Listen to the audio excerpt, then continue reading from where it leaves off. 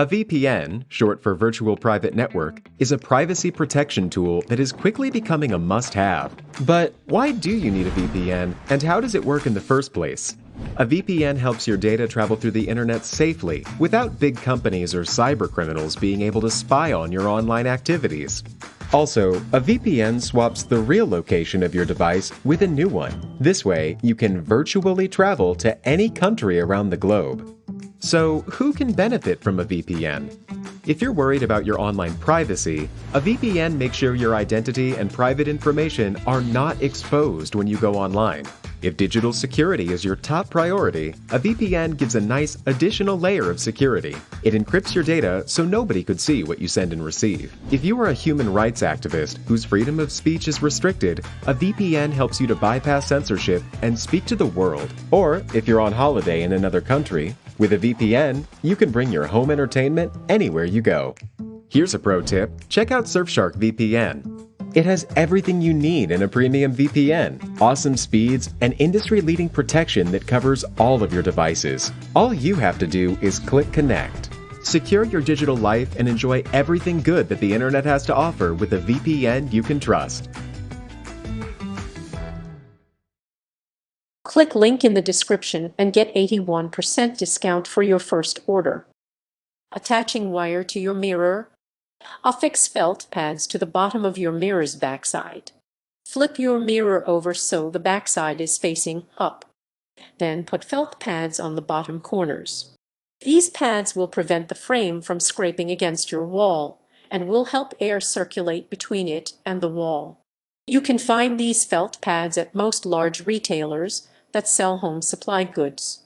Choose D-rings to attach wire to the back of your mirror. D-rings are a better option than I-screws because they will lie flat against the back of your mirror's frame. This will allow your mirror to hang up right against the surface of the wall. D-rings come in different sizes, so you'll want to make sure that you choose D-rings that can bear the weight of your mirror. You can buy D-rings at any home improvement store. Measure the placement of the D-rings. First, use a tape measure to measure the length of the mirror. Then measure a third of this distance from the top of the mirror. Mark this point in the middle of each side. This will be where you will attach the D-rings. Attach the D-rings with screws. Screw one D-ring into each side where you made a mark in the previous step. You should screw them in so that the eye of the D-ring is on top. Use hanging wire designed to hang mirrors and picture frames. Hanging wire designed to hang picture frames and mirrors to a wall is the best type of wire to hang your mirror. Floral wire, electrical wire, string, and other type of wire are not as secure and can fail. Your wire should be around 10 centimeters, 3.9 in longer than the width of your mirror's frame. String wire through your rings. Once you've screwed in D-rings to the back of your mirror's frame, run the hanging wire through the two rings. Then tightly secure the ends of the wire to the D-rings. Make sure the wire is taut when you pull on it. When you pull on it, the wire should also not rise above the top of the frame.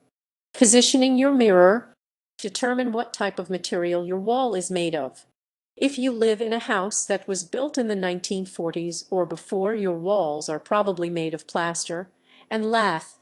If your house was built more recently, however, your walls are likely made of drywall. It is important to find out what your wall is made of before you hang your mirror, because using a drywall hanger on plaster can damage a plaster and lath wall's surface.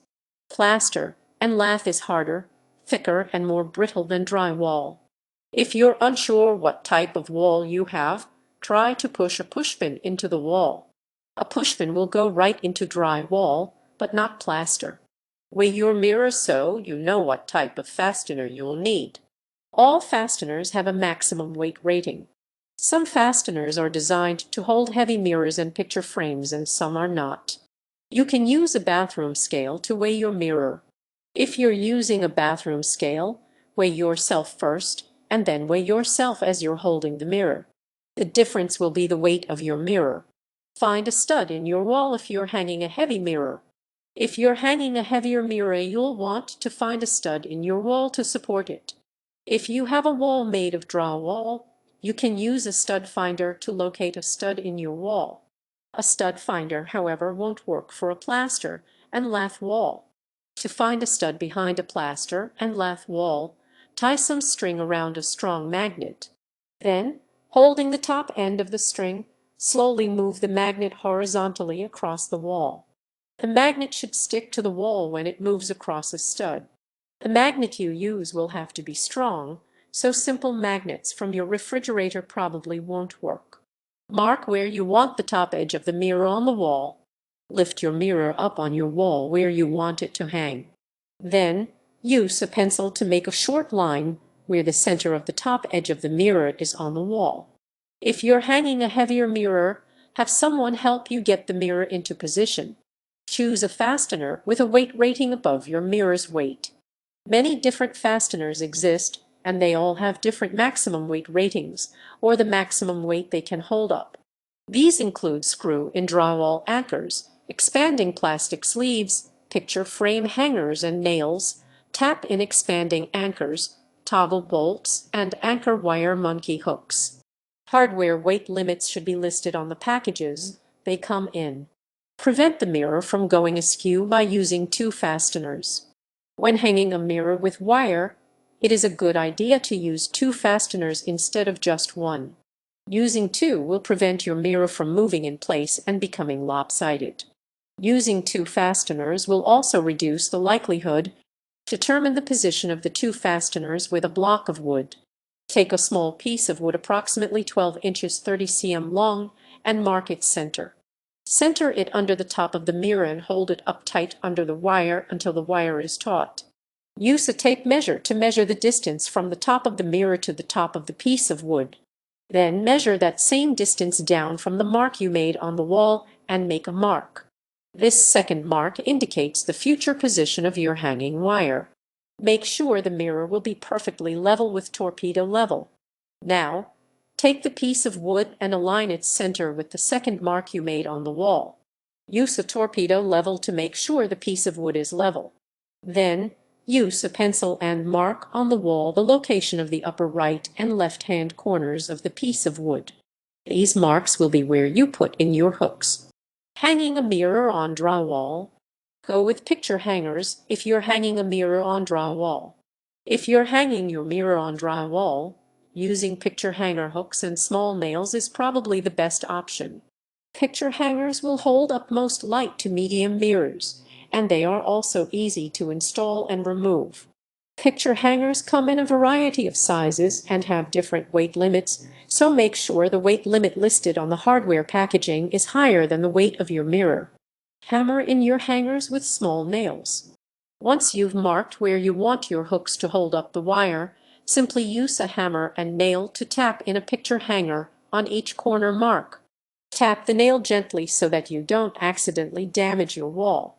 Once you've tapped in your two picture hangers, step back and make sure they look level from a distance. Use a toggle bolt, molly bolt, or threaded anchor for heavier mirrors. These specialty types of hardware can bear a lot more weight than a standard picture hanger. There are a lot of different models and brands, so take care in choosing one that is appropriate for your mirror and wall. If you're working with a very heavy mirror, you must screw it directly into a wall stud. Working with a plaster wall, use a toggle bolt with a picture hanging hook for a plaster wall. A toggle bolt has a spring-loaded nut that squeezes through a hole in the front of your wall and then springs open on the other side of the wall when you push it through the hole. It will allow you to hang a mirror or picture frame on your plaster wall. Drill holes into the plaster wall where you made your marks. Use an electric drill to drill holes through the plaster. These holes will need to be wide enough for the toggle bolt to fit through. Always remember to use caution when operating an electric drill or other power tool. Thread a machine screw through the toggle bolt nut. Once you've drilled holes into your wall, screw your toggle bolt nut onto a machine screw. Pinch the wings of the toggle bolt closed and squeeze it through the hole. Once the bolt's through, pull it back to make sure the spring has opened. Then, tighten it against the wall with a screwdriver.